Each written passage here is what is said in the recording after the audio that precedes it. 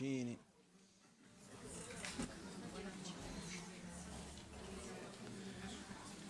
Lochoyo sampo pagyo trashipa tuche tempe trinle yarngoda pelge drolor zampe zeparche pande lame shabla solvade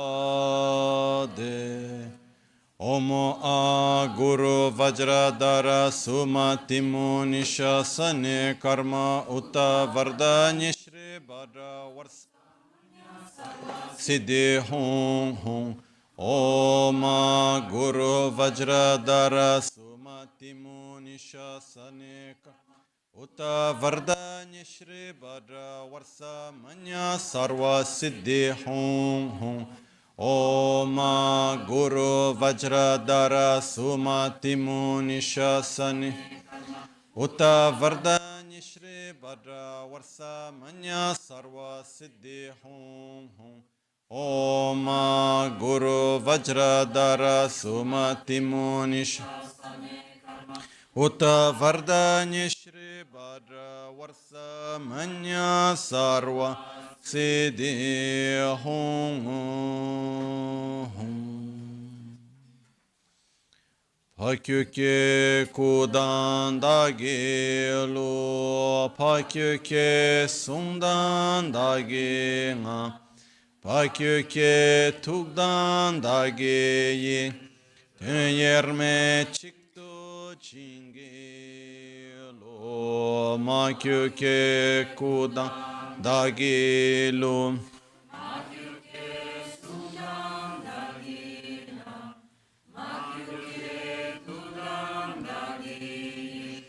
Yerme Chikto Chingi Lo Om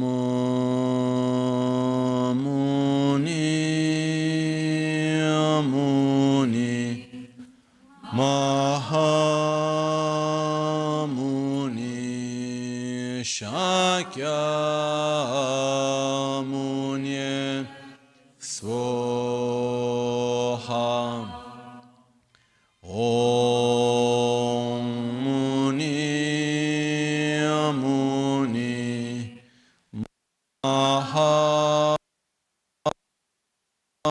Mahamuni Shakya Muni Svoha Om Muni Muni Mahamuni Shakya Muni Svoha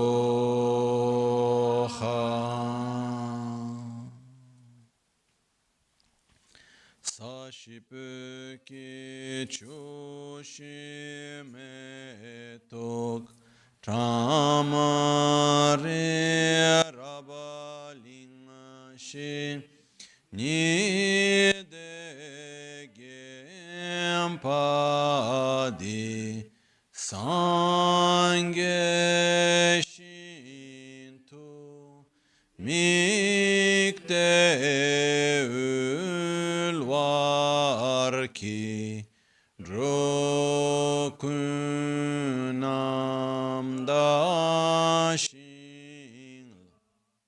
Chöpar Shoyidam Guru Ratna Mindrala Kam Niryatayami Sangye Chedan Tsogi Chonam La Chancho Pardo Dani Kyapsuchi Dagi Jinso Gibe Sonam Ki Drola Pinchra Sangye Drupar Sho Sangye Chedan Tsogi Chonam La Chancho Pardo Dani Kyapsuchi Dagi Jinso Gibe Sonam Ki Drola Pinchra Sangye Druparish Sangye Chedan Tsogi Chonam La Dani kyapsu chi dagi jinso gibe sonam ki drola penchira sange druparasho.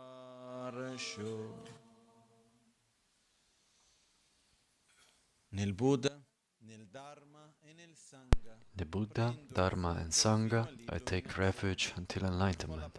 Through the practice of generosity and the other perfections, may I obtain the state of Buddhahood for the benefit of all sentient beings.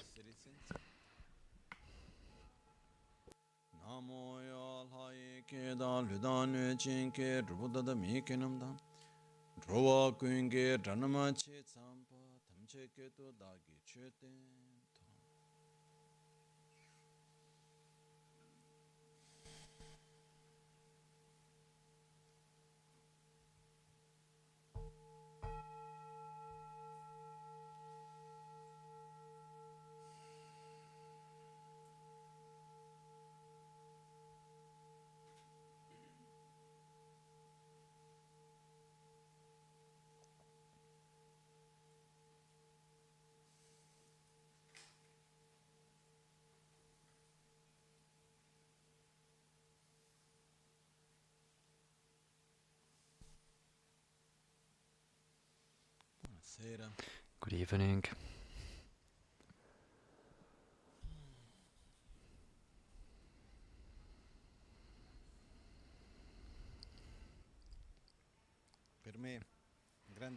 For me, it's a great pleasure to be here, and for various reasons, it has been a while that we didn't see each other here.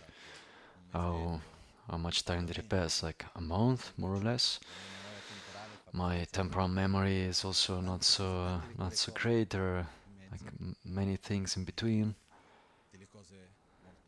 beautiful things, and also various things. Now it's not the time to recap the month, and there will also be moments to share other things. I wanted to start today from a fundamental point that we have already faced many times. That is about our basis. And it's this energy, this force that we all have of attraction.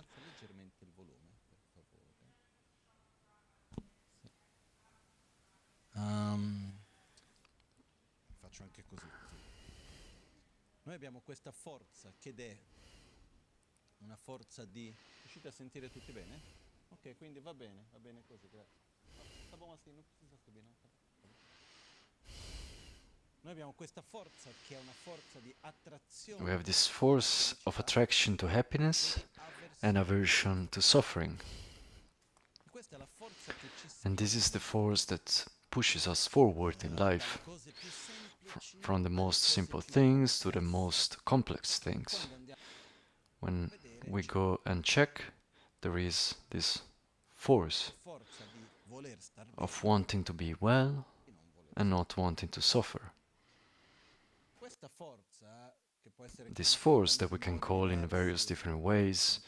There is a term that is used sometimes that is like a non-conceptual wish, a kind of longing that we have at the basis.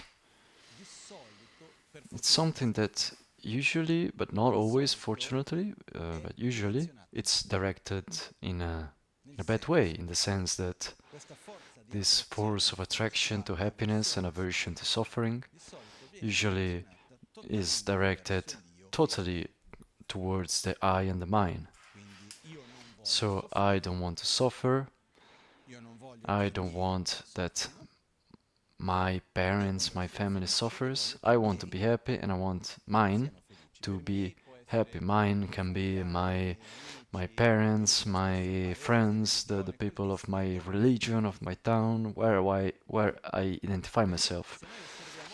Because if we observe carefully, we have a really hard time of accepting the violence and the suffering in someone where we see ourselves. If I look at you and I see in you a mirror of myself, because I I see some similarities, and so you're part of the mind. You are in that sphere of that force of attraction towards happiness and aversion to suffering, and so naturally I want to avoid your suffering.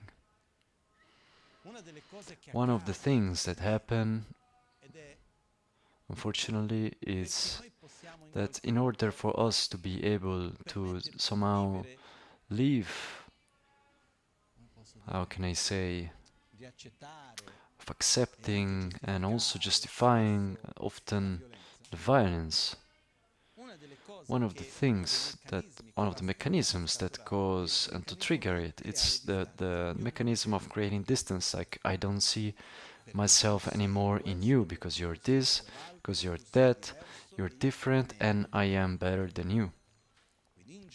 So in general, where there is an act of violence, like a sort of systemic violence towards like a population also, works more like people with certain characteristics, also animals, at the basis for one to be able to act with violence, or at the same time to give support to violence. At the basis, there needs to be a sense of superiority. It needs to create a distance. Those that we place inside of our circle of the eye and the mind, where we see ourselves, naturally we don't get into the mechanism we try to protect. So this force by itself, we all have it.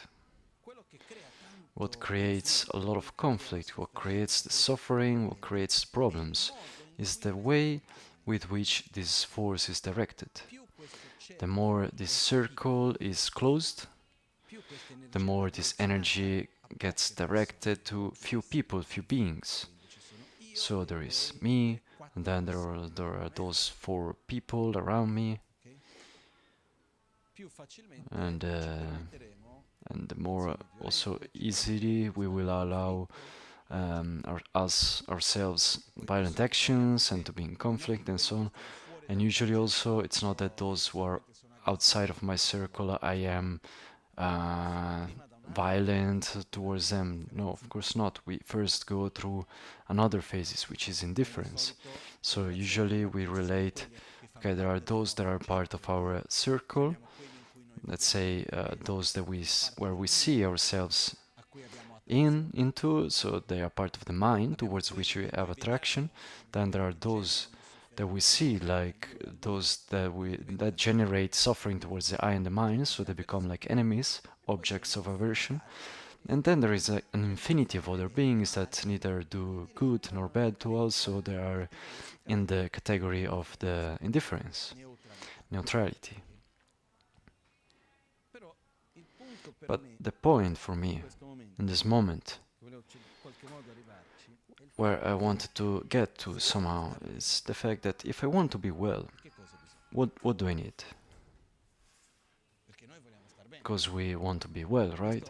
And this, if we go in any part of the world, whoever we meet, they all want to be well, happy. I never met anyone that doesn't want to be well. And so this is like a firm starting point. The other point that it's there, it's what is like harmful, what is good.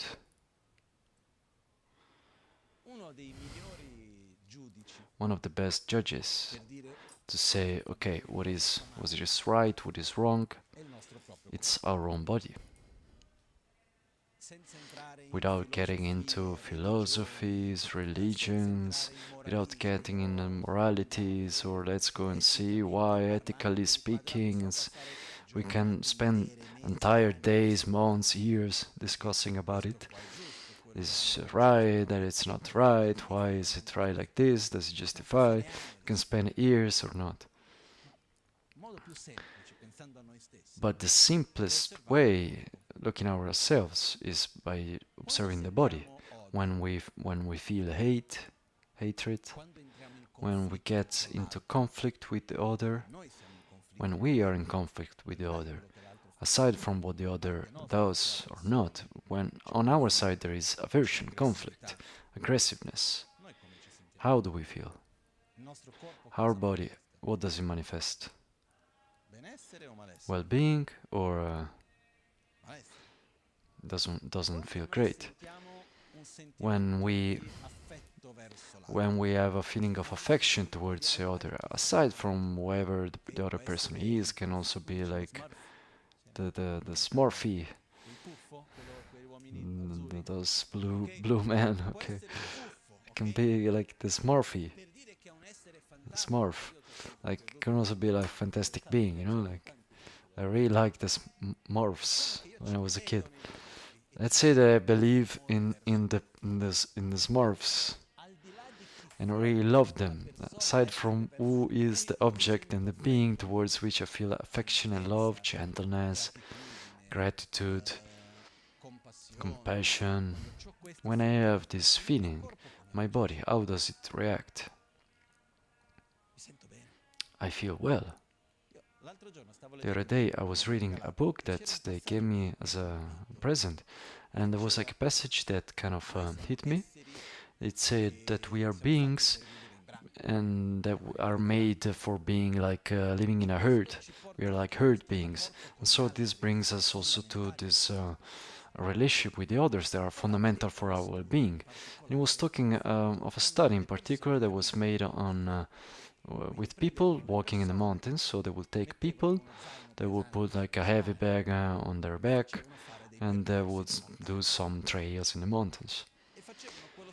And they will do the same trail in different conditions. So alone, in company, with someone with which there was a feeling of trust and affection.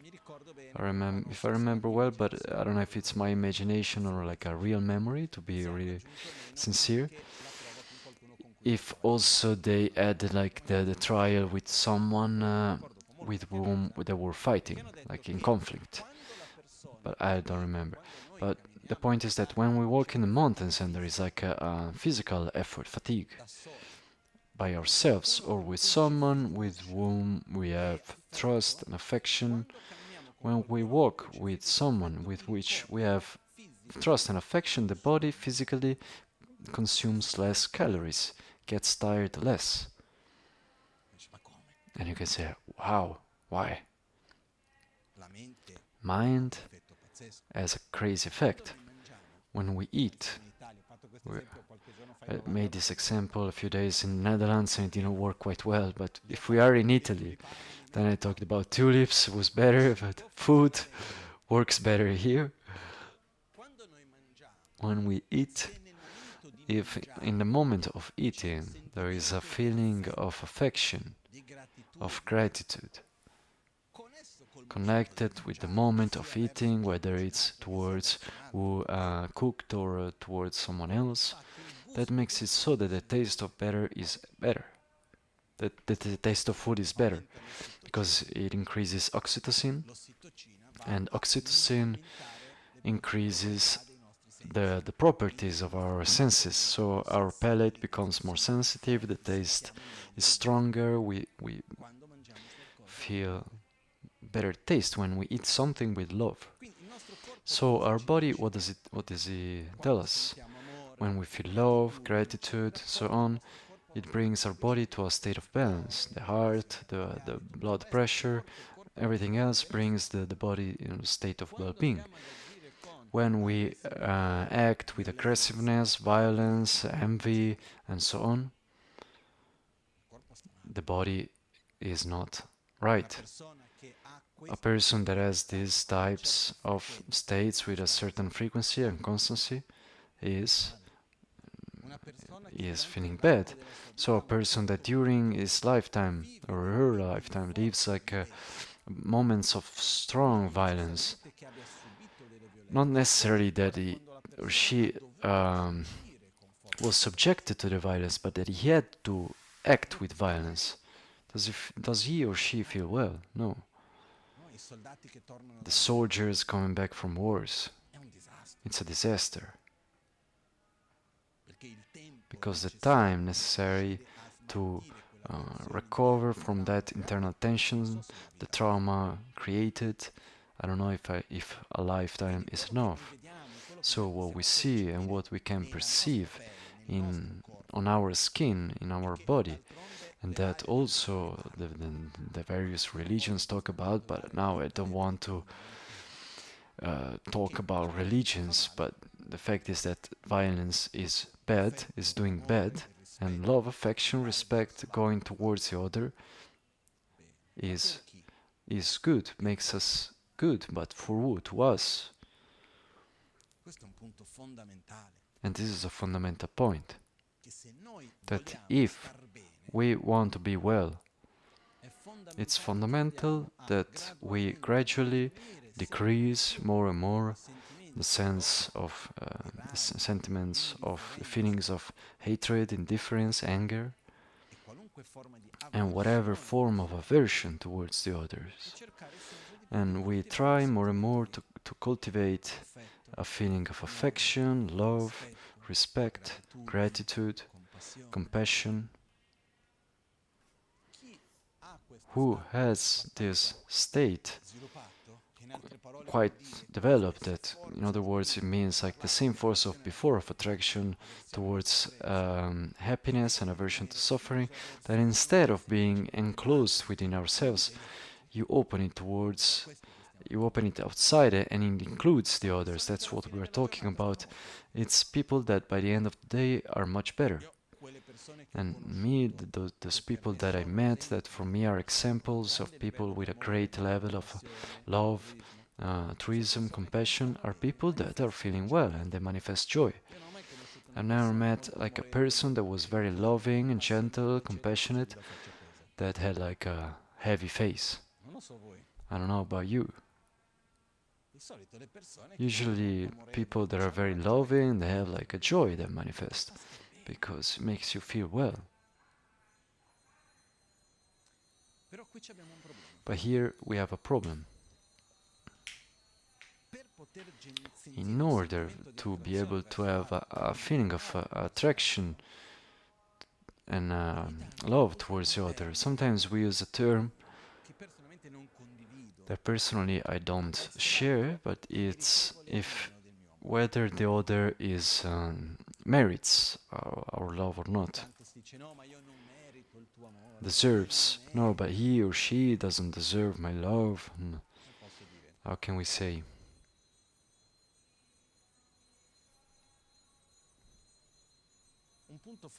A fundamental point in order to be able to love really well and to make this thing of expanding this feeling that we have, but that it's enclosed within ourselves, it's to start gradually to not judge people, but to judge the actions. It's a bit like, it comes to my mind like the books of some time ago in Tibet, like the old ancient books of Tibet. Fortunately, the modern ones already lost this, but like the classical ancient Tibetans had like the name of the author at the end of the book, and also in a way that it's quite hidden. Like if you take a book and you want to know who wrote it, you need to turn many pages at the end to understand. Sometimes he uses a name that it's not his name, or it's written like in a half poetic way and you don't really understand. Sometimes it's really clear, but it's always like at the end at the end of the book, in the middle of other things. Why? Because we shouldn't read a book by judging the book from who wrote it, but we should read the content and judge the book by the content, independently by who wrote it. But what do we do usually? From what do we judge the book? By the cover, by the name. It's from that guy. If it's from Nagarjuna, it's definitely good. I've read only one book from Nagarjuna. Yeah, okay. It was wonderful, but okay, it's one of the most famous masters of the history of Buddhism, and one says, okay, definitely it's going to be a wonderful book. Why? How can I say that it's a wonderful book if I haven't read it myself?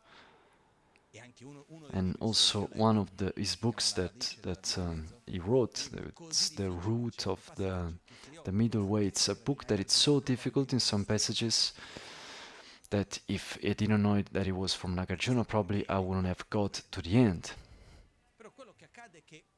But what happens is that when we find ourselves in front of a person, our tendency is to put a label on that person.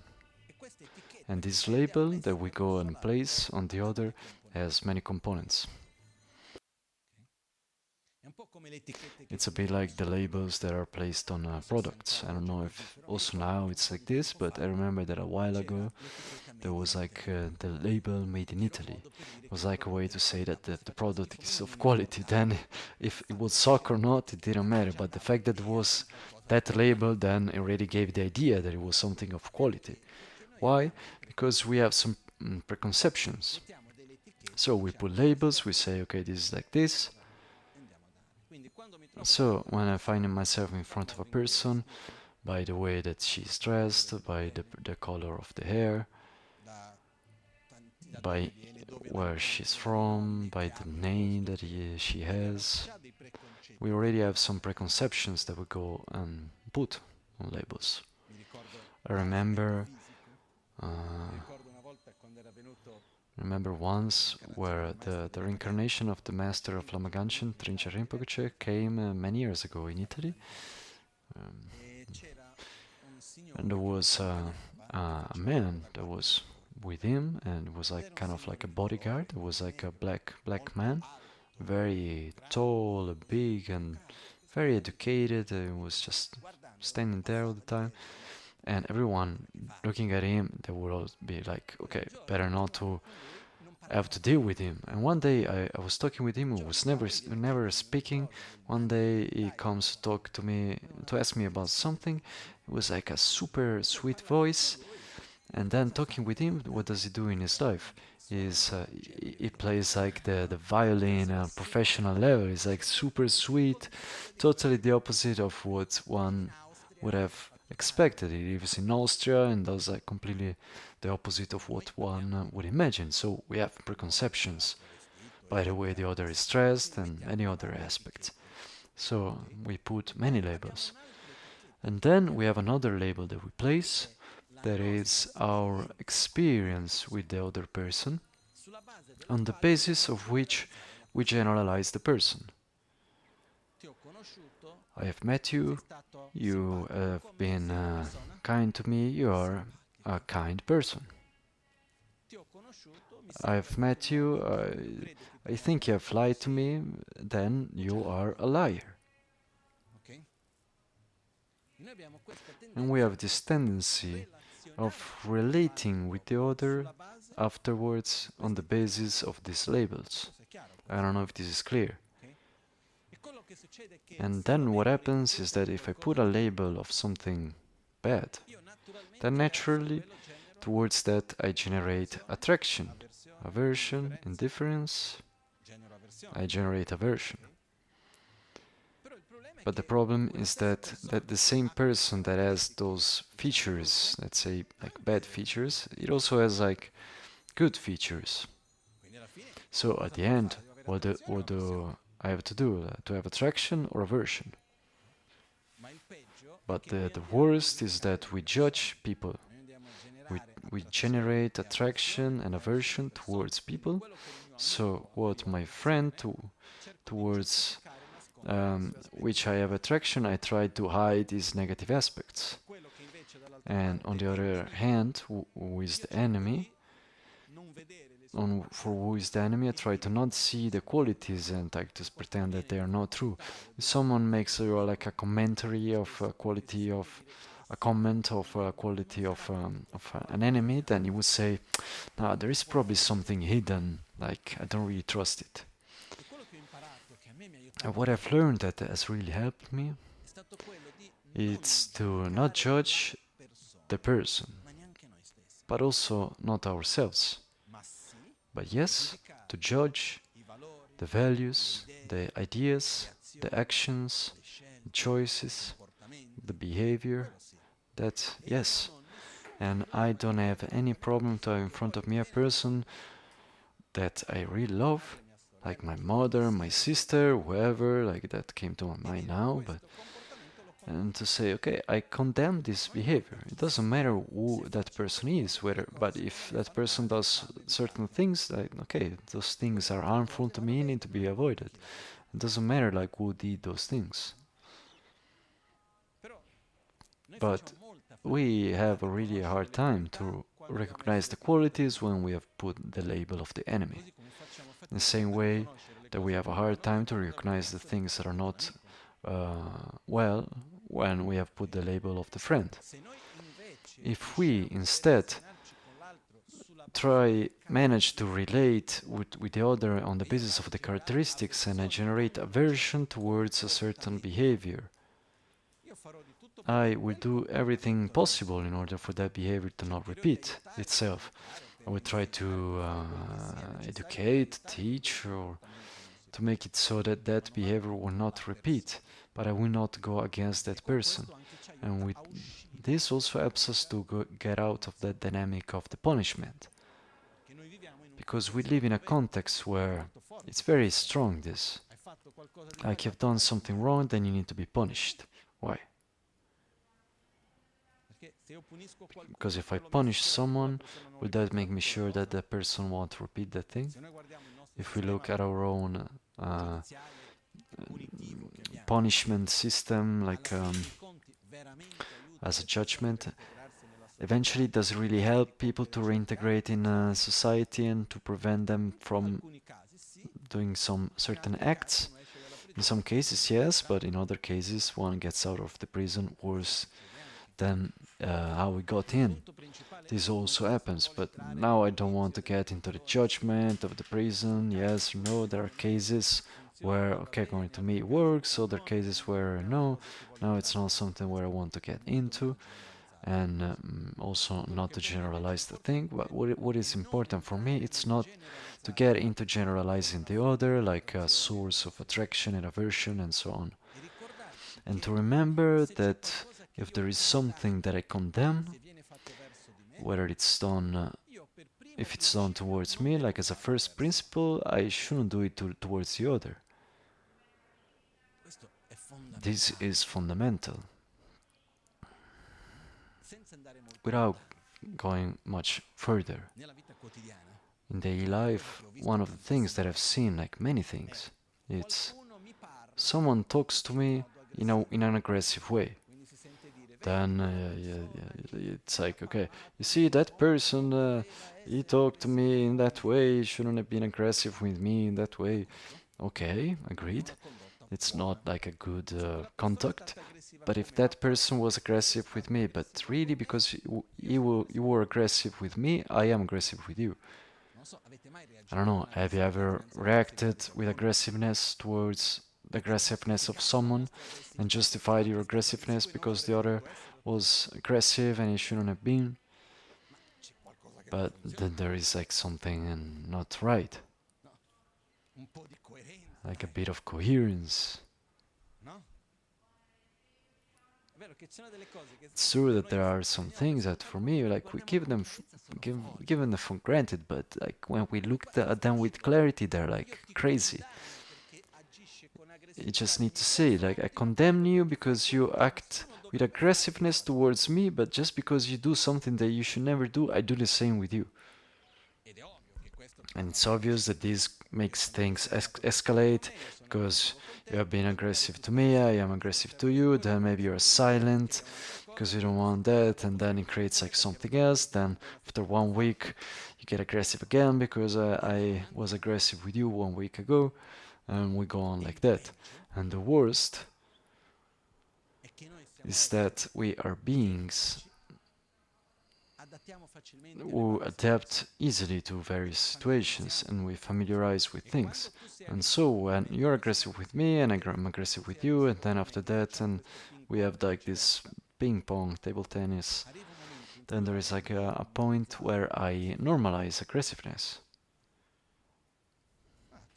Yeah, but my father was aggressive, my mother was aggressive, this is aggressive, and look what happens in the war here and there. I mean, what I'm doing to you is nothing, stop complaining. And we gradually normalize things. It's a bit like what happens, unfortunately, now looking at the news, looking at the media.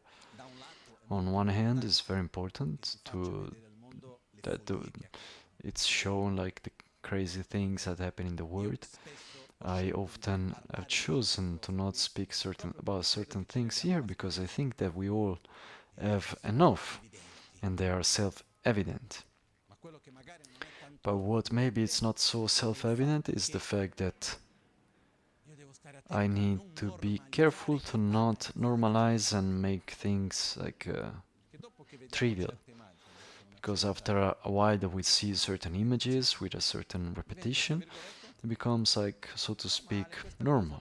Like, I've already seen this thing, then maybe when you look at the news, I haven't been looking at the news for a long time, but like the classical regional and so on. But I remember like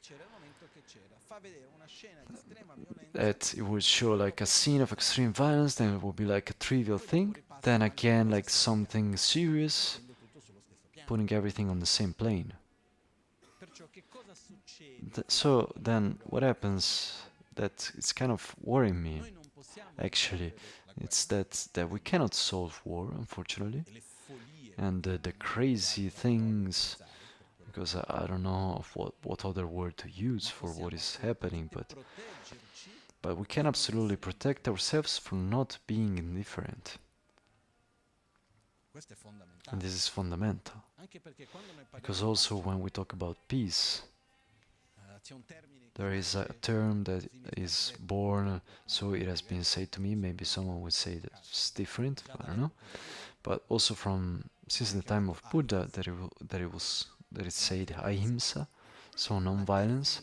The definition of Ahimsa, non-violence, but I have read in one of the texts when I was studying the 51 mental factors, mind factors, that non-violence is the non-indifference towards the suffering of the other. If I am in a state of suffering, I am hungry, I have a physical fatigue, effort, a particular need, and you pass in front of me, and I need help from you, and you are indifferent, you just walk straight at me who's on the other side, or you feel something. I don't know if you have ever felt like in a situation where you had your own suffering and the others around you were indifferent. It's painful, right? I felt this on my skin, like with something stupid. It was like a very trivial thing that I've already talked about many times, but that it taught me a lot, and I am grateful to that event. Once I get back from a trip from Tibet, I get to the Malpensa airport, some people come to pick me up. I had a lot of bags, and I took one cart, and as I'm walking, I'm pushing, and then I don't see the other people anymore, and I got lost in the airport. And because I knew quite well the airport, I didn't know in which parking they went, so I said, okay, if I go in this one, then maybe they went to the other one, and then we can go around and around the airport for a long time. So I thought to myself, I must call them, but I didn't have the phone with me, I didn't have money with me, and I said, okay, I find someone to which I can ask, like, to make a phone call. Now, it's also, I think the majority of the contracts have like unlimited calls, so it's not like a matter of costs even. But to find someone, I have spent like 1 hour and a half going around the airport asking people for help. And it's very interesting because from my experience, when you look for someone, like with the eye, to have like an eye contact, with an attitude of asking help, no one is looking at you in the face. It's really difficult. Then when I managed, then the phone was busy. I said, okay, I phone home because I didn't remember the number. of the cell phone, so I remember the name, the number of home. Then I tried also with the police, nothing. Actually, the first thing that I wanted to do, and this is just like a funny anecdote, it was to repeat what I had done in one of my first memories of childhood. When I was very, very little, I remember of this because I was walking hand in hand with my mother and I was going like this. It was before my sister was born, so it was like 2 years and a half.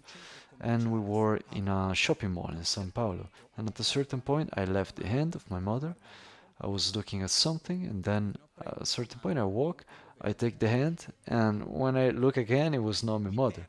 I get lost. I can't find her anymore, and I said, "Okay, what should I do?" Go to the info point. I went towards those round things, and I went there. Okay, I can't find my mom. Can you maybe send like a message? And I called, and she came after a while. And I tried to do the same thing. I couldn't. 40 years ago, or 30, okay, I'm less able than when I was a baby kid, baby child. But what that experience told me how is difficult to be in need to try to find like a meeting, like someone. I just found a lot of indifference. When in family someone is feeling bad and he finds indifference, how does he or she feel? Bad. Indifference sometimes is also born out of a sense of not being able to help. One doesn't know how to help. But when there is no indifference, that already has like a tremendous power. It comes to my mind. Today is Wednesday, so like last Sunday I went to meet two people that were very sick, a couple. They were old, but yes, really like in a very difficult state. What can I do? From the practical point of view, nothing really. But the fact that I went there, the fact that for them they felt like a sincere feeling of love and non-indifference towards them really did a lot of good to them. It's not that I say I to speak about all of us. It's not like I have the solution for you. But the fact that I welcome you, I look at you in the eyes and I say, okay, I'm there. Maybe I cannot solve your problem, but I welcome you. I'm not indifferent towards you. That changes everything. And this remembers of me once when I was a kid and we were in Brazil, and it was like a time where in São Paulo there were many kids, children in the street asking for money.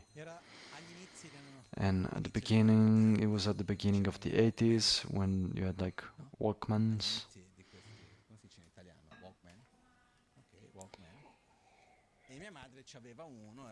And my mother had one, and it was just like kind of brand new. And at a certain point, we stopped by the traffic lights. It was like a kid asking for money. My mother didn't have anything to give him, but he said, "Okay, I make you listen to some music." And I remember the smile of the kid, but not really for the music, but for someone that is looking at you, that is welcoming you. And this is fundamental. So we have to be careful of not getting into a level of indifference towards the suffering of the other. And one of the modes where we get into indifference is when we feel impotent, and so we suffer in front of that. So it's like a sort of self-defense through which we generate indifference. But this is dangerous, because bit by bit we solidify that indifference, creating a sort of kind of bark that doesn't allow us to feel. And so this is something that is happening also on a collective level. because there are things that are happening also in Gaza that there are no words for that. We don't have the words, really. But somehow, bit by bit, like a month passes, and 5 months passes, like 18 months, then after a while it becomes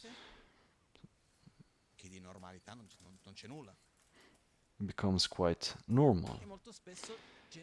But very often we generate a sort of indifference. The most important thing for us, first of all, is to have clarity of what are our values. And one of the most important values is that love brings joy, respect, and that violence brings more violence. And here there is another aspect that for me is very important. Who acts with violence is a manifestation of a state of suffering. I have never seen anyone act with violence that by its turn doesn't come from an act of violence. So in a state of violence who needs to be welcomed and taken care, it's both one part and the other. But if we get into the process of judging the person,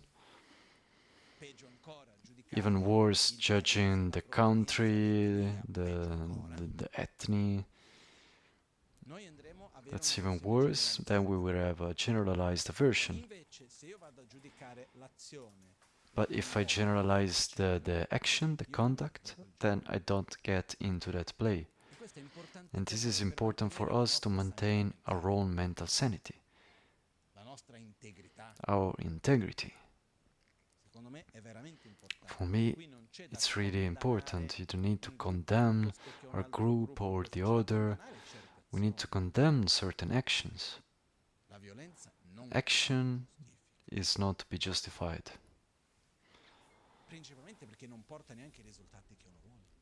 Also because it doesn't bring the results that one wants. And so, as we have already talked about here, when these two wars started, is that somehow we have to be on the part of the solution. That means how I behave in my daily life. I am indifferent towards the suffering of the others or not. I have a way of communicating, of interacting with people and in the small world that surrounds me, that it's aggressive or peaceful. And it's important for us to observe this. Another fundamental thing for me that kind of worries me in the same direction of getting used to is the trust. How can I say? The trust that we can have one towards the other, also in ourselves, in the coherence of the other. In other words, to be sincere in our way of communicating.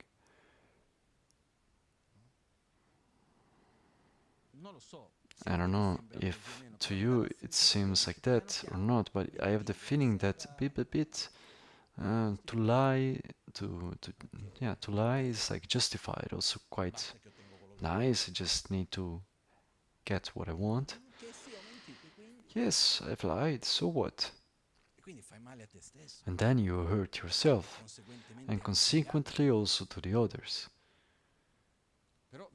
But we live in a world where you have certain levels of lies that until a while ago they wouldn't be accepted, but we take them like as the most normal things. We laugh on that. And it's important, the same in generalizing, but it's important for us to make an effort of maintaining our values in a same way.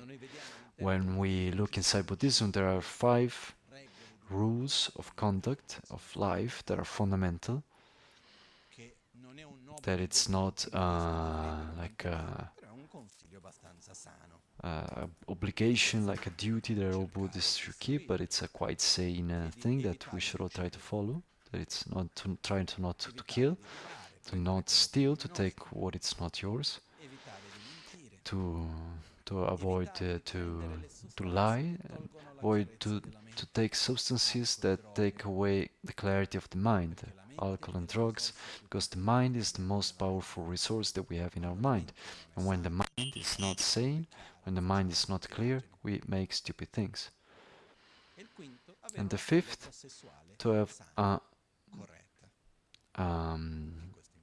sane sexual conduct. These are all things that are rules like of common sense. Because if I want to be well, then I need to do what is good for me and to avoid what makes me bad. For example, alcohol. One of the things that happens is that alcohol goes to intoxicate the brain. So it's not like something when one is drunk. That remains also with time, and they need time to remove it. There are studies on studies that explain that, or so I have understood, I'm not a scientist in this sense, but from what I've read, is that the use that we have today, very, very high, very sustained, of alcohol and other types of drugs, coffee also sleeping too little, and having too many stimuli in the mind, and the mind never relaxes, generating a chronic stress. The sum of these things, it's one of the main causes, if not the main cause, of a non-indifferent increase of senex dementia. More and more people are losing cognitive capacities and so on. And when I ask myself, okay, if there is something that I don't want to allow as time passes, I don't want to lose my mind. Because there can be many kind of difficulties, but when the mind is not there, I was reading the other day that when we sleep, one of the things that happens is that there is like a sort of brainwash, not in the metaphorical sense, in the physical sense. There is a liquid there that passes that goes to clean the brain and removes the toxins accumulated during the day. So what happens when one doesn't sleep for one night, or it says that after that 18 hours awake, the mind becomes more, does it become more clear? No, it becomes, we have like low cognitive capacity, we can't really understand things with clarity, we can't react well to our senses and so on. Why? Because the brain is full of toxins. We need to sleep well.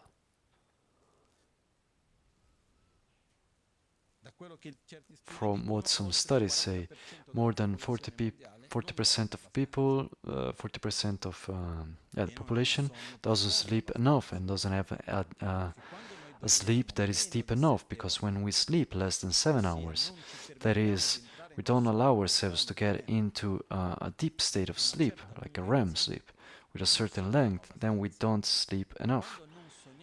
We don't dream enough, other than, aside from the fact that one remembers of the dream or not, the fact is that we don't give ourselves the possibility to digest and process the emotions that we live. We get more and more reactive and so on. So, in these rules that Buddha was saying, to not take substances that take clarity of the mind, I will add many things today. I was reading, for example, like a nice study where they took some people that make a typical office job. They took like a big group of people doing like the same office job. They made them do the same function in two different situations, like a situation with no interruption, and in a situation where they were interrupted by the normal things to which we are already used, like the message here, the email there, the call here and there. I don't know. Usually you at work, how much time do you manage to be without any interruption, like a couple of hours, 15 minuti? 15 minutes, Magari neanche. maybe not even that.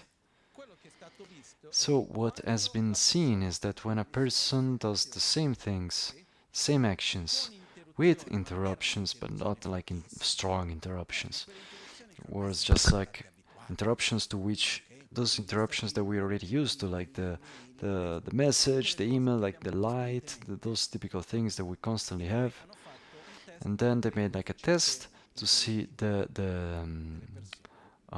intellective quotient with interaction or without interaction. So with interruptions, the IQ went down by 10 points. So to say how much is this, okay, the same test with a person smoking marijuana, the IQ went down by 5. So it means that to have interruptions is like to be twice as stoned than having smoked a joint. So it is not to make apologizes on marijuana, but what I'm saying is that neither one or the other is okay. But like in the times that we are in, we have also other ways to intoxicate the mind. So we should avoid substances by all effects, because especially in a mid-long term, they are harmful. They make the brain get older soon. So there is also this person that I know that works by doing brain scans before and after, and he was talking about all the things that make the brain age soon. So like all drugs, alcohol, coffee, and stress. And so I am asking myself, we live in a time where we are used to having interruptions, and these interruptions create a lack of mental clarity. The lack of mental clarity creates more reactivity. Emotionally, we become less resilient. So there are rules, like starting rules for our own well-being. Not to kill, not to steal, not to lie, not to have substances that take away the mental clarity, and I would add many things there, as I said before, and to avoid incorrect sexual misconduct. There are different interpretations on this. I tell you how I see this. For me, it's mostly two main points. Like on the first level of sexual misconduct, of course, I'm not talking about abuse and so on, that's more than obvious, but the first level is where there is a commitment with another person and you break that commitment. So there is like a couple, a commitment between two people, and one of these two has like a relationship, like an affair with the other more than once. I heard like, yeah, but if the other person doesn't know it, then what is the problem? Well, if it's something that doesn't create problems, then why shouldn't you be transparent? But the thing is that if I have a commitment with you and I break it, whether you know it or not, there is like a magic that is broken. In Tibetan, there is a way of saying that it means a matter that cannot be perceived as form. It's something physical that exists within us, but that we cannot see with our eyes and senses. And it is said that when we generate a vow, a commitment, there is something physical that is generated that helps to sustain that vow. When it's broken, the only way is to recreate it from the beginning, and you also feel it on the other side. This goes beyond from the aspect of sexual commitment, on any kind of commitment. When that commitment it's not there anymore, then there is something that is lost. It's not the same anymore. I think we have already all experienced something like this. The first level, okay, there is a commitment, you respect that commitment. So of course you shouldn't go into what we call usually like a betrayal, going also aside from the fact of a marriage or not, like it's about the commitment that you have with the other person, aside from how it was formalized. The second level that is deeper and also more important, according to me, for a sexual misconduct, in that sense, is the fact of not respecting the will of the other. And here there is a term that it has been explained to me, that is the definition of lust. That is the lack of consideration for the dignity of your own object of desire. In other words, you are for me something that gives pleasure to me. Whatever is your will, wish, whether you want or not, how you want, I don't care much. The other thing I care about is that I get what I want. So this is sexual misconduct. In other words, you need consent, you need respect. And this is not a matter ethical or not, it's like common sense, because it works. Like if it's not respected, it creates conflict, it creates suffering, and so on.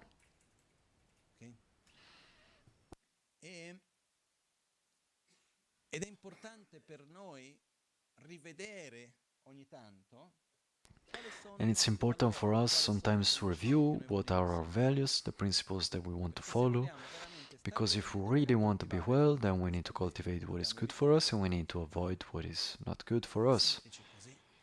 That's simple. And that this eventually depends on ourselves, so not on anyone else. And for this, the importance for each one of us to try to have the greatest possible coherence in our own way of living. Because then there is like a balance, that when it's there, it brings us an inner state of harmony. And when it's not there, it increases in a non-indifferent way the inner dialogue. And it's the balance between what I think, what I feel, and what I do. When I think what I feel and when I think what I feel what I think, and when I act on what I think and feel, then I'm alright, I don't have much inner dialogue. When I think about something where it is and I feel something else and I do something else also, I'm screwed. Because the reason tries to convince the feelings try to convince the reason. One feels guilty because he did something that was neither that, this and that, tries to find the guilty, and you're finished. You're done. I think we have already experienced something like this at a certain point in our lives. I've had a specific period in my life since when I was very kid, fortunately. I had this coherence between what I think and feel and act that it was quite okay. Then it was like a period that lasted a few months. Now I don't know exactly, but it was like 2 or 3 months, maybe something more, where I lost this coherence. And I felt like very strange. I felt like on one hand, no, I must do this. This thing is right. And then on the other side, there would be like a feeling going in the opposite direction. And it was the feeling, like foolish feeling for me, like to say something and then eventually doing something else. Because the feeling then was speaking harder, speaks harder between reason and feeling. The reason can hold for a while, but then after a while it breaks down. So for feeling as a basis, we have the attraction and aversion. So whether it's fear, anger, jealousy, attachment, or desire, whatever it is, then eventually speaks louder than the reason, and speaks much louder than the reason when we make the reason dump with drugs, alcohol, and too much stress and so on, distraction. So it's important for us to create a balance, like a dialogue first of all, and to find harmony between what I feel and what I think. And it's here that it's important for us also to have like sane values that we respect. And then obviously to try at our best to act in a coherent way with this. And this is one of the most important things for all of us. Even if sometimes maybe it doesn't seem convenient, when we have a conduct that is incoherent with what we feel and with what we think, and even worse with what we feel, that bit by bit at the beginning it seems okay, like we justify it and all the rest, but then bit by bit either we change feeling, but when it doesn't happen, from the inside it starts to kind of logorate, kind of eating us from inside. So at a certain point either one gets really sick or it kind of explodes. And here there is a nice thing though.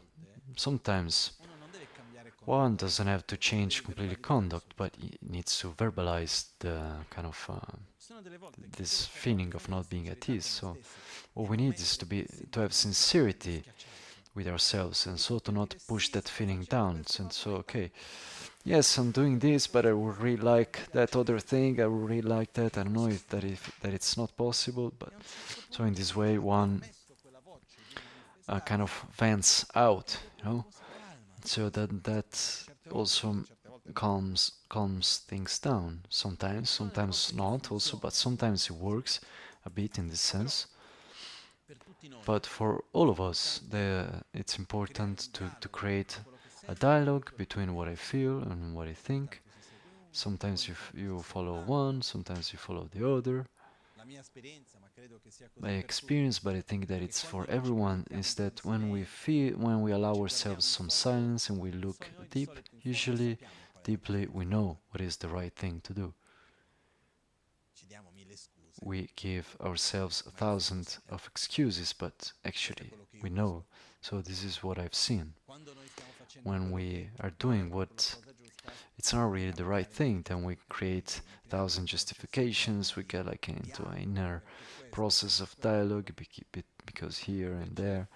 But actually, if we look at ourselves with sincerity deeply, then we get to see what is right to do or not.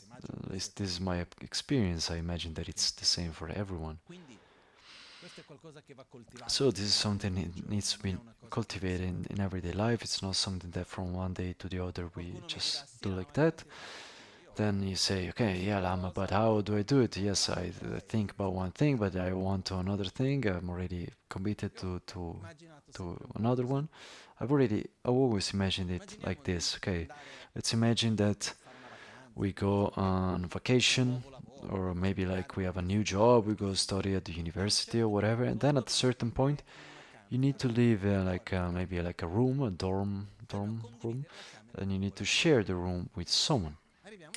Get there, and then there is that person with whom you have to share the room, and what happens is that you don't really get along with each other. But I must stay there, and also the other. So what choices do I have? Whether we constantly fight, or at a certain point you try to get along. So, okay, the point is that, okay, I don't like you, I would rather to sleep somewhere else, and it's for this that I get here late and leave early, we do not talk with you, but in the meanwhile that we are here, let's try to get along. So we start like this, I listen to you, let's try to find the meeting points that are there, because in order to get along between two parts, the first point that is needed is the mutual respect. And in the mutual respect, there is I see you. I don't see you uniquely something that is happening towards me. I see you, you exist, and this is the first necessary thing in a dialogue, otherwise we have two monologues. And one of the first things is also when you have like two people where they need to get to agree on something, the first starting point is that, okay, there is you and then there is me. I allow myself to see you and you allow yourself to see me. You have your needs, your desires, I have mine, okay? And at this point, we try to see what between this kind of match, and definitely we will find some things in common. And when there is respect, then slowly we find like an agreement, like a common agreement, because if we are in the same room, then it's not good for you. If we have to fight all the time, it's not good for me. So let's try to find a way to get along at our best, like to find a meeting point. Sometimes we do like your way, sometimes we do like my way, and so bit by bit we find like a balance. Maybe it ends that we are great friends, maybe not. When we look inside ourselves and there is the part of reason that is the result of the things that have been said to us, of the things that we have learned, of the information that we have received, of the culture that we are in, and so on. And on the other side, we have our feelings that are the fruit of the experiences that we lived mostly. When they kind of agree with each other, then it's perfect. When they don't, then we need to allow for this dialogue to happen. And the basis for this dialogue is that one allows to see the other. So my part of reason is to allow itself to see the feelings. No, but it's stupid. No, it exists. And the part of the feelings needs to allow itself to see the reason. No, but it's too rigid. But allow it to see it, and then they work both for the same thing, which is the well-being of the being, and they want the same thing. So maybe you try, like maybe sometimes you do it in a way, sometimes in another, so you create like this dialogue, because this talking that starts like from a mutual respect then can create harmony. So it's a bit like when we really want something but we know that it's not so right, sometimes one allows also be like the desire, the wish, of course respecting the limits of what is coherent and so on, but also it's important to be able to listen to these aspects. I have found myself certain times to have to take certain choices that I would say, but why do you do this? The real reason, I don't know it, because it seems stupid. Like if I would look at it uniquely using my logical part, I would say that it's stupid to do this. It's not negative, bad, it's nothing bad in this, but it's something that I wouldn't do. But there is a part of me, like a feeling, that pushes me towards that. And for me, it was like very important to allow myself to follow what I feel. Just as in other occasions you follow what you think. And then, when we allow one and the other, bit by bit, we find a balance between the two. And then, we try to make it so that our actions are coherent with what we feel and think, because when they are not coherent with one or the other, then it's even worse, because when we act, we try to justify the act, and then it's like, okay, I shouldn't have done this, and so this process of reviewing our actions is very heavy, consumes like a tremendous energy inside ourselves. And in order to do that, though, we have an important point that we get back to the previous point. No one of us, according to me, will manage to create this dialogue, this harmony between what I think and feel and do in the middle of a great chaos.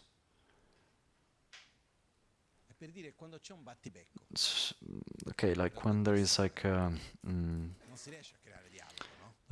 bickering between two people, like you can really like create a dialogue. Like I've seen like two people like fighting, then you don't really understand what you're saying to each other anymore. It's like once when I was living in a monastery of Sera in India, it was like Geklakpala, one of my masters, and my father was there, and I started fighting with Geklakpala. My father was insulting him in Portuguese, and he was insulting him in Tibetan, and they were both fighting, one in Portuguese and the other in Tibetan. I was there like looking, and somehow at the end they both say their thing, and they all went to their room, and I was there,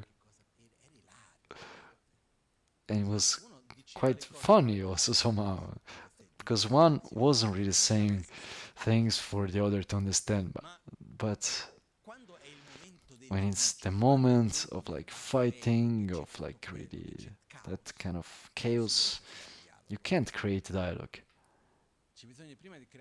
First, you need to create silence. Sometimes there is someone coming in the middle, screaming, clapping hands, and create something, you know, like, and also that little moment of silence creates something like a reset, and then you start with another attitude. When we are with ourselves and we are not in a state where there is silence, when we're constantly running, we're constantly going from one thing to the other, we're constantly on the defense, on the attack, when there is an inner dialogue that is constant, and we have constant information coming to us, because it's crazy, but the quantity of information that we receive, how big is it? I don't know. Let's think about, okay, in one day, what are the moments other than when one is sleeping? What are the moments where one is not researching, looking for, or receiving information?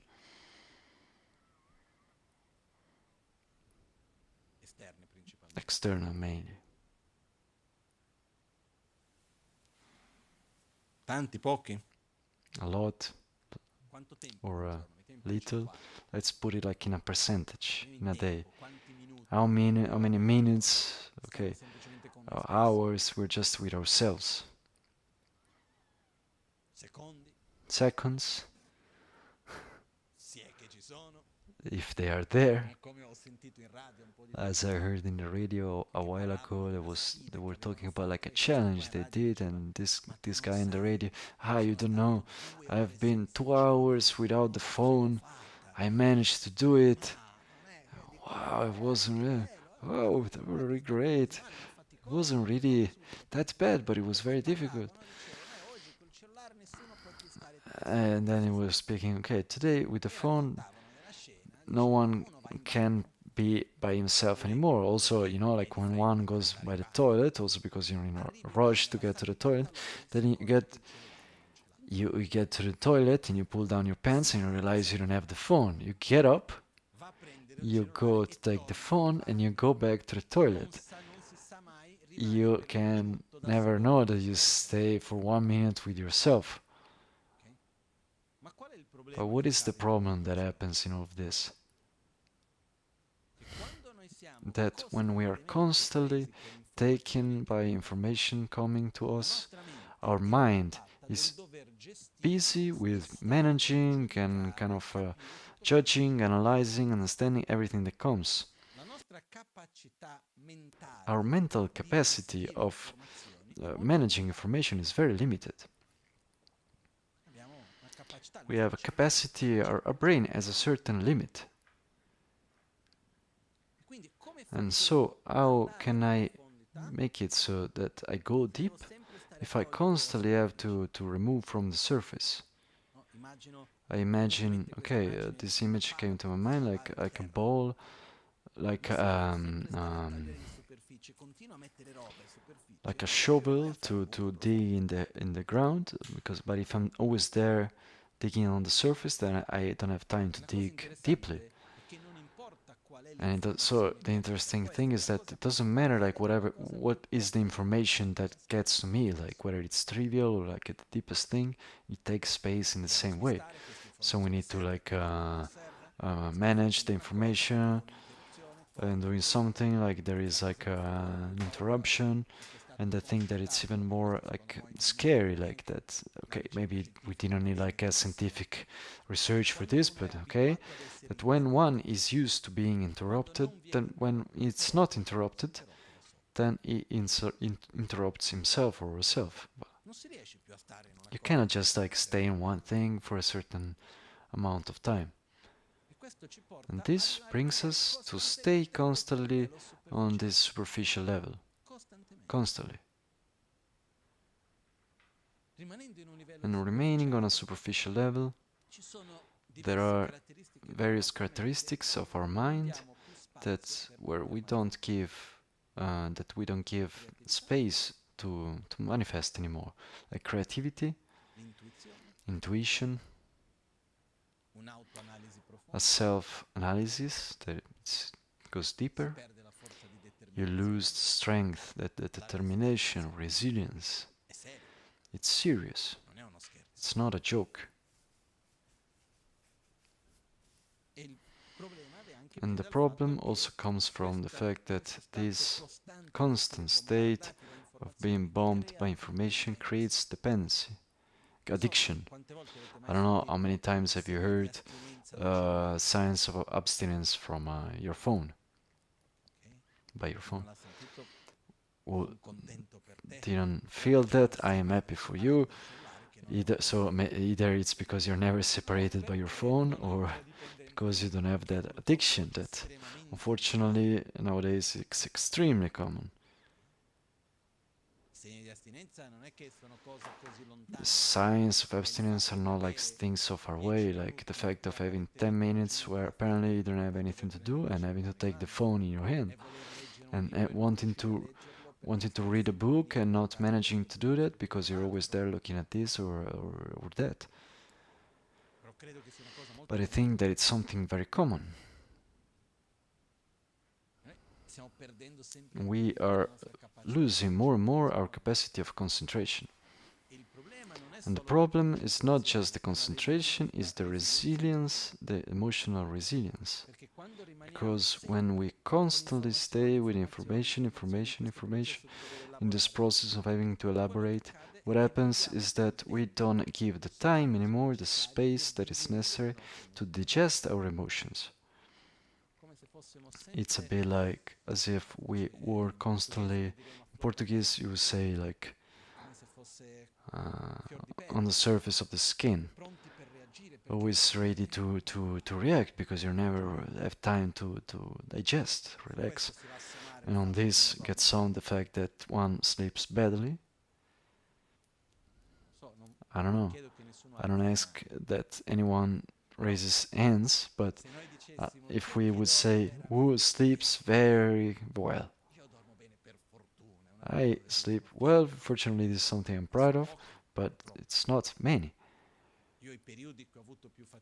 Me, the times where I had the hardest time to sleep was in Tibet when I was there to study because of the altitude, because it's like almost 4,000 meters, like you have a hard time to sleep, and that was difficult. We need to sleep well, and even more in adolescence, in teenage. Because it's a time when we need to elaborate many things. All our lives we have to elaborate many things, but especially that period, so to sleep is fundamental. And when that allows us to have more clarity, concentration, focus, emotionally to elaborate emotional things. I don't know, have you ever said to yourself, today I'm not well, let's take a good sleep, tomorrow is a new day? Because actually what we are doing as we are sleeping, we are elaborating emotions. But not only that, when we sleep, one of the things that we do also is to solidify the memories, like the long-term memories, to create the long-term memories.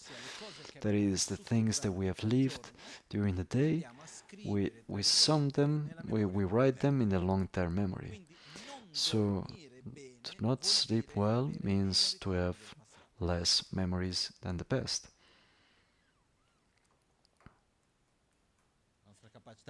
our capacity of memory, it doesn't seem to me that it's improving. So for this, it becomes very important for us to create these moments of silence, to create these moments of space, to breathe with awareness, because the more we do that, the more bit by bit we can make that become an habit, to also have the strength at the end to do what is good for us. Because the theory, I think we already know that. The problem very often is not the theory. It's how we make a change of habit. And that we can do that uniquely with small constant actions. There are no alternatives. Without justifying, without going there with excuses, but it's fundamental for us to do that. I have asked myself many times, okay, meditation. And I have the feeling sometimes that teaching meditation in some contexts where we find ourselves into, the times that we are into, unfortunately not for everyone, but very often to talk about meditation and to teach meditation, it's like as if I give you like a sponge and I tell you like that you have to dry the water that it's in the ground, and I tell you to do that. But at the same time, we leave the tap water, the tap on. It's quite malicious. It's like, okay, we go to kids and we tell them you must be calm, you need to concentrate, otherwise you have like a attention deficit. But as we are telling this to the kids, we fill them with sugar, with screen, with stimulants from the beginning to end. It's very aggressive. Like ourselves, we say, okay, I want to sleep well, but what happens is that, okay, when we don't sleep well, in the morning we are tired. So when we are tired, what do? We take stimulants, coffee. What does coffee do? Gives us energy? No. Yesterday, actually, I read like an example of what coffee does, that it's very... Coffee is like going in a machine where you have like the fuel indicator, and you put like some tape on it so you don't see it. It's not that you have more fuel, simply you don't see that it's about to end. So we have a chemical substance that when we get up, bit by bit it gets accumulated, and when it gets to a certain quantity, then you feel like you want to sleep. The caffeine has a similar form as this substance, on a neuronal form, and so it goes to block the neuronal receptors of this substance. So what happens is that one doesn't perceive tiredness. It's not that it doesn't get tired. It doesn't gain energy, simply doesn't perceive tiredness. So when that effect ends, then you get like the tiredness getting on the other side, maybe like the other extreme. Okay, I'm too tired, I can't rest. So then you need to get something to sleep, you need to get something to get up, and you get into this loop. So me, the only thing that I tell you on this, because the last thing that I want to is to sit here and to point a finger at it and say, okay, look, you're not doing things right here and there, but it's like really a request from the heart. Let's all look at ourselves. What are the aspects in our life that according to us are good, and let's try bit by bit to increment them. And what are those that according to us are harmful, and let's try, as Gangchen was saying, slowly, quickly, to eliminate them. Because if we don't do that we can't expect that the next generations will do that. A kid, where does he learn from? By all the environment surrounding him. It's like a sponge. The brain of a kid in the first years of life is much more active than like an adult in a university. The periods like of greatest activity of the brain is like from 0 to 6 months, where he learns the most. Then you have like 2, 3 years, then to 7 years. I think we've already passed that phase.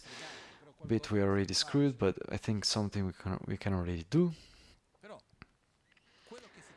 But what is transmitted to the other is what we are. It's our own way of being, it's not what we say. And if I want that my children, the generation that comes next to me, after me, is like a sane generation, we need to be sane ourselves. And this means to make some sacrifice. Sacrifice in the sense that we change to change the habits, it's difficult. And to have the maturity that comes from a non-indifferent challenge. And for me, it's really one of the main challenges that we have in life and in the spiritual path. Is one of the main challenges. That is the challenge of managing to avoiding what is harmful, but we like, and to cultivate what is good, but we don't like. Because things are like mostly of 4 types. There are those that we like and that are good for us, then we don't need to worry about that. We like them, we will try to have them. There are those that we don't like and they are not good for us, and so we don't have to worry about them. Then there are the other 2, that there are those that we like but are harmful, and those that we don't like but are good for us. And that's where we have to work hard. That's where we need to put effort in life, because there are some things that we don't like but are good. And if I am able to do myself good, then I will help the others to do good to themselves.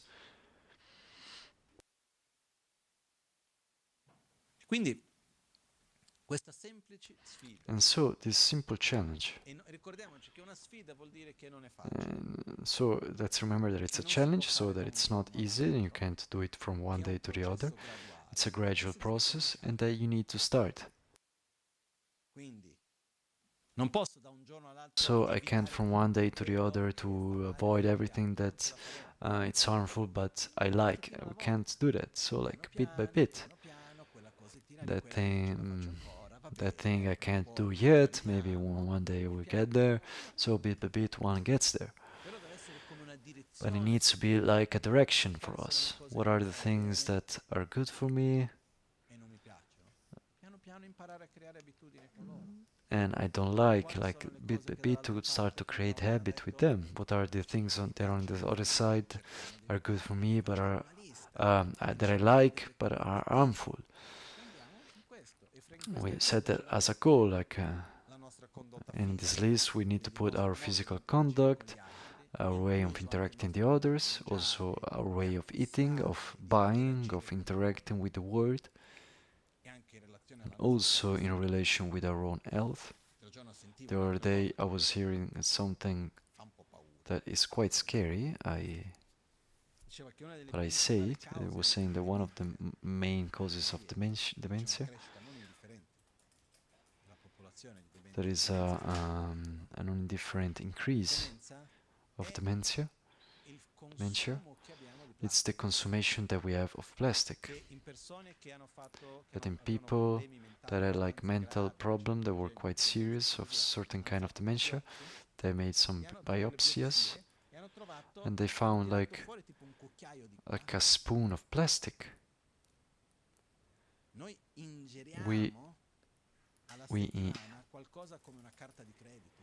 We ingest like every week like something like a credit card full of microplastic. Where do microplastics end? In reproductive organs and in the brain, creating non-indifferent diseases. So I was reflecting on this and I say, okay, let's avoid to eat things that come inside plastic. Can I manage to do that 100%? No, I can't. but can I decrease like a lot? Posso avere i contenitori Can I have casa? like glass Posso stare attento containers in a home? Can I be careful with the clothes that I wear and try to have natural things and so on, to anche la not pelle? also skin absorbs? Ok?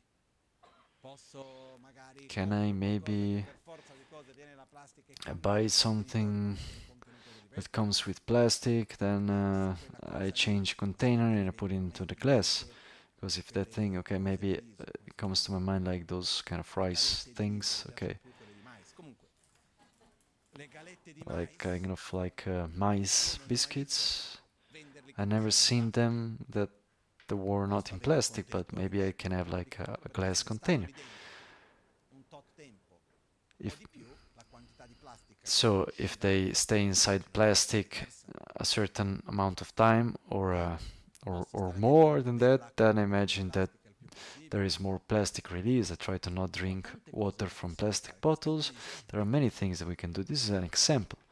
di prendere le cose To e take dire things il and to modo say, come okay, andiamo the ad way with acquistare, which non we di go cosa and ci buy, facciamo does it have an impact è un on voto che devo society? fare. Ogni acquisto che It's facciamo like a deve way essere of voting. votato. It's Stiamo facendo una scelta.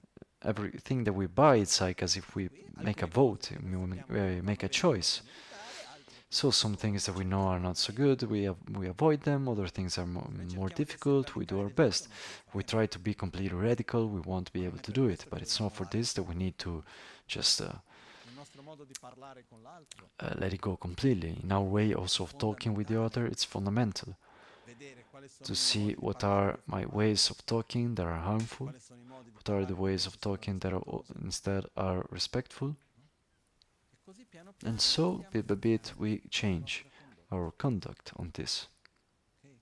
Però la mia richiesta è But my mettiamo come request obiettivo di is vita let's diminuire le set cose as che our ci fanno life goal male to e decrease coltivare quelle che ci the fanno things that are bene. harmful and to cultivate the things that are good. Ok? Perché se no Because il tempo otherwise passa. time passes Quando abbiamo visto, and when we have seen it, then it's gone. fra un po' moriamo. In a while we are going to die. E non è uno And scherzo. it's not a joke.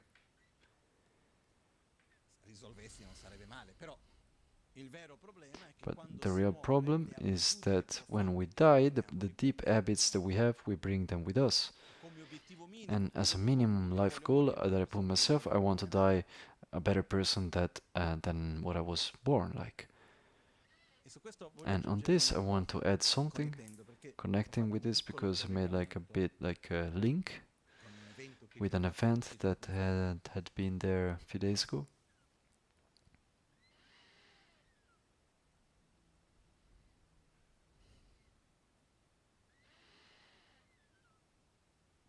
Mi trovai con una persona in uno stato di tanto dolore.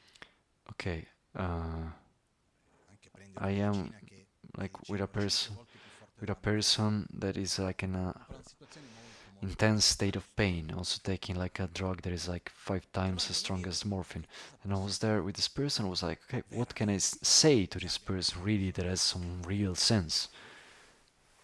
E riflettendo And un po', reflecting a bit, cercato di immaginare try to cosa imagine avrei what cercato di fare I per would me have stesso. tried to do for myself in that situation. Ovviamente non posso Of dirlo course, perché I non ci cannot say sono, it non because vivevo I'm il not dolore there. come I don't lo know. I've sentivo. never felt such strong Però quello pain. su cui But riflettevo what I era il was fatto reflecting che on is the fact that è importante it's per noi important for avere un us luogo to have interno an inner in place cui prendere rifugio nei where momenti we difficili. can take refuge in the moments of difficulty. Che vuol dire una That memoria, means to have a memory, una persona a cui pensare, a un person luogo a cui pensare, to un think of, like a qualcosa place to dove io think di of, like azione somewhere con la mia when I mente can che direct mi my va mind to a that mettere makes me uno connect stato with a di benessere, feeling di of felicità, well-being, di of gioia, peace, of di joy, piacere. of love. Quello che accade è che parlando So con what questa happens persona le ho detto, is ma that talking cerchi di with this generare person, questo do e you poi try lui to diceva, generate this? ma This io person was non like, riesco a I generare can't queste have non c'ho positive la memoria. memories. I don't have like a positive memory. Ho detto, ok, quando sono nati i tuoi Okay, figli, when your children were born. sì, Yes, ma la difficoltà qual but è? the Quando siamo difficulty nel momento di is sofferenza, that when we se are in noi a non moment of abbiamo suffering, creato if we durante la haven't vita created during memorie life buone e like le good abbiamo memories and that we have lasciateli bene them solide, made them non like very sappiamo solid, dove we tornare perché noi don't know where to generalizziamo il get back to passato because we tramite il futuro. generalize the past through this last experience. Certe volte permetterci So sometimes to allow ourselves to feel something good in a difficult moment, it feels like a sort of betrayal. But we need that. And to be able to do this, there is a fundamental exercise that now it's not the time moment. Don't open this argument at 6:46, but I kind of I touch it very lightly. And Buddha talked about 2 actions to do every day. Like, okay, there are 7, but these are 2 among the 7. So to openly admit our mistakes and to redirect ourselves, which doesn't mean to have like a sense of guilt. Okay, to say what a stupid thing I've done, better not repeat it. It's mainly it. This is fundamental, which means to learn from experience. And the second action is to celebrate, rejoice of the good things that were there. But it's interesting that when Buddha explained this, we put like celebrating and rejoicing after openly admitting the mistake, because the last part is that through which we go and generalize the past. If we, at the end of the day, of the week, of the month, manage to remember of the good things, maybe to also write them down, to celebrate them, to do something to mark that experience of our life, that will give us the possibility tomorrow to go back to those memories. And when we relive a memory, a positive memory, our body, our being lives it completely, fully. When we remember of something positive, chemically that changes something inside of us. In Buddhism, this is the practice of Guru Yoga. Now we don't get into the details, where you have like a reference of peace, love, and of trust, and you familiarize with that feeling, having a key that brings you back to that feeling. It's very important to have the capacity of going back to states that are positive. And one of the ways is to have good memories where you can go, that you can more and more nourish inside of you. So I wanted to conclude today with sharing something also like as a way to say thanks.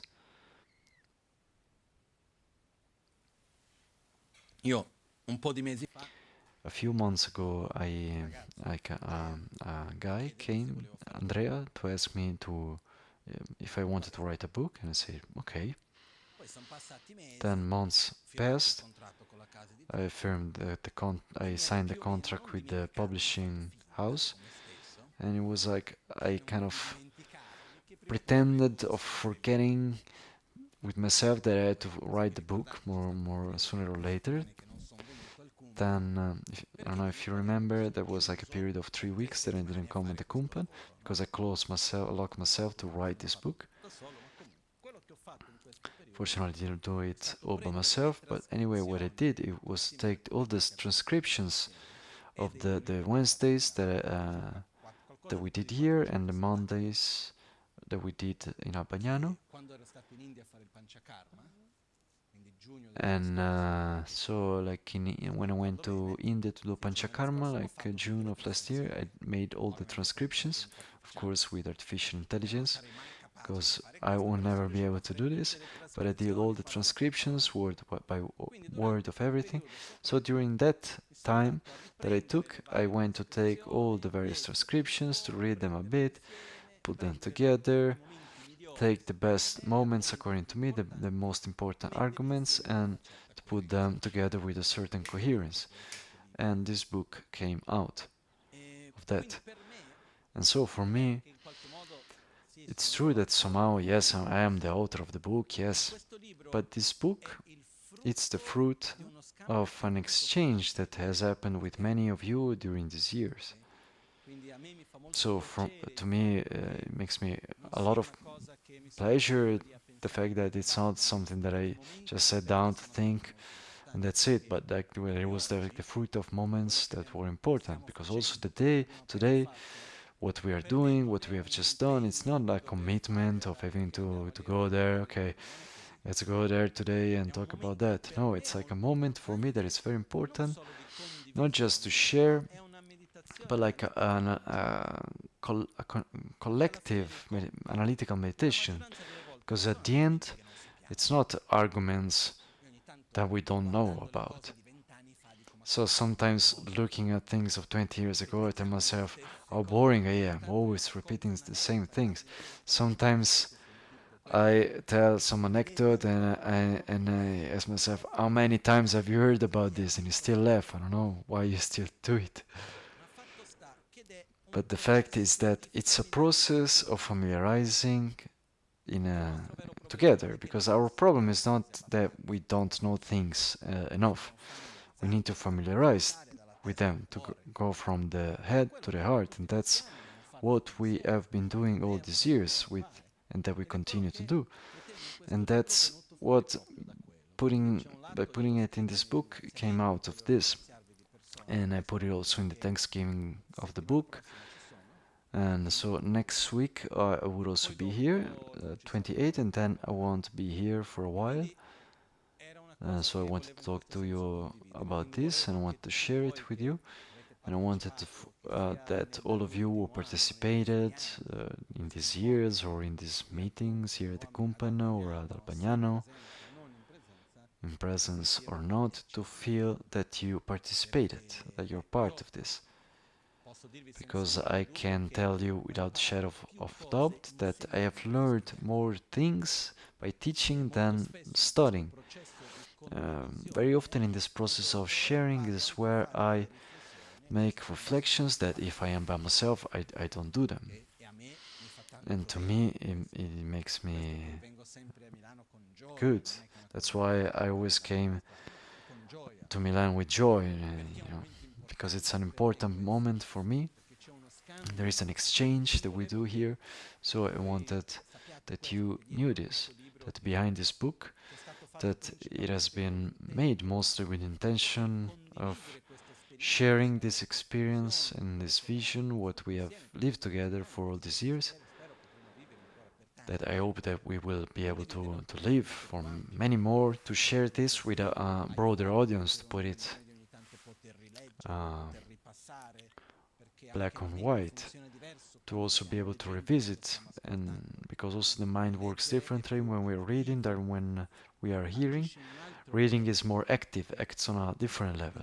So this is a bit all. So I really wanted to thank each one of you that in all these years we have been together and we still are, because to me you allow me to reflect, learn many things, and also to share this also with others.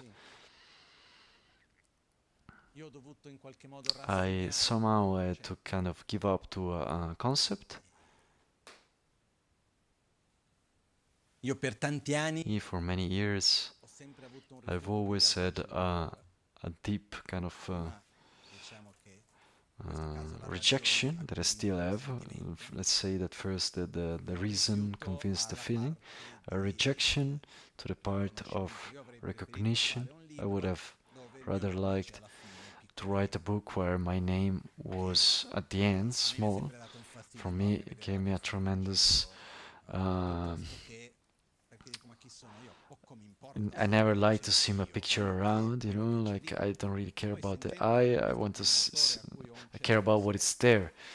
Then talking with an author for whom I have a certain respect, okay, he said, I want to write books because so that people can read the content, but what sells the book is the cover, not the content. So I kind of gave up to go through this force of movement to make the book know that. So I've been my own kind of way, not being at ease. But it's not self-promotion, it's promotion of a concept, of a value, something that can be shared, that for me was good, and I imagine also for the others. And so somehow I wanted to say, okay, give me a hand in this difficult task, let's share it together, because that's also a way where we can get to and plant some small seeds. And as I've said before, I care that you are able to see in this book not just as something like mine, but that's something that all of you have participated to by all effects.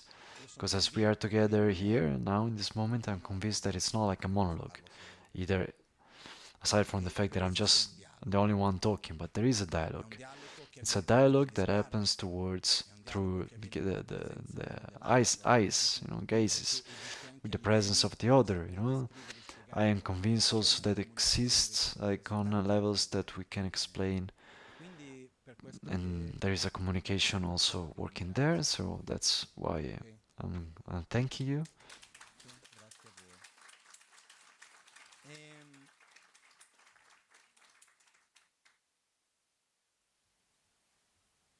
E un'ultima cosa molto piccola, però importante. And one last thing, very small but important. Okay, it wasn't yet on the website, or maybe it was put today. On the 4th of June. On,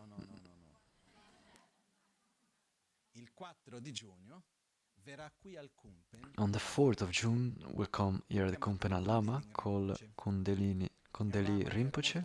It was a Lama, was very friendly with Lama Gangchen Rinpoche, also his disciple, friend, very person with a lot of knowledge and experience of the Dharma and so on. And he lives in India, comes to meet us in Abbagnano, and the program is coming here 5 days, and I asked him if he could come one day here. So he will come one day, and I asked him to give an introduction to the Lamrim, which are teachings that are about the gradual stages to enlightenment. And it's an experience to me beautiful, different, because it's a different approach. Now we will find the translation. He speaks with excellent English, sometimes with a bit of archaic terms, but he's a person with a level of knowledge that is really, really good. And it's not often that it happens that we can have other lamas that can come. And so also to welcome him at the best, I invite you to be present to welcome this moment. And then on the 5th there will be the presentation of the book. Then I wanted to kind of advertise this other part now. Now let's make our dedications.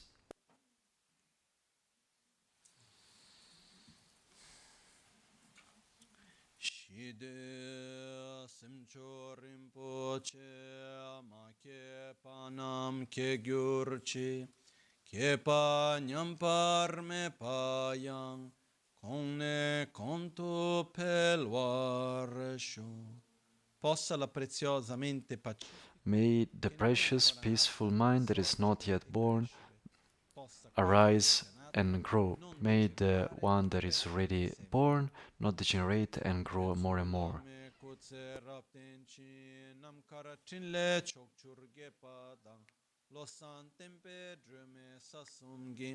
Drove munsel takto ne gyurchi kewa kunto yanda lama dang drame cheke pela longche ching sada lamge yente rabzo ne dorje change kopa nyur tobe sho nimo dele tsendele nime kuyan delek ninsen takto delek pe kuncho sumke chingelo kuncho sumke ngodrubotsol kuncho sumke trashishon. At dawn or dusk, at night or midday, may the three jewels grant us their blessings. May they help us to achieve all realizations and to sprinkle the path of our lives with various signs of auspiciousness. Thank you, everyone.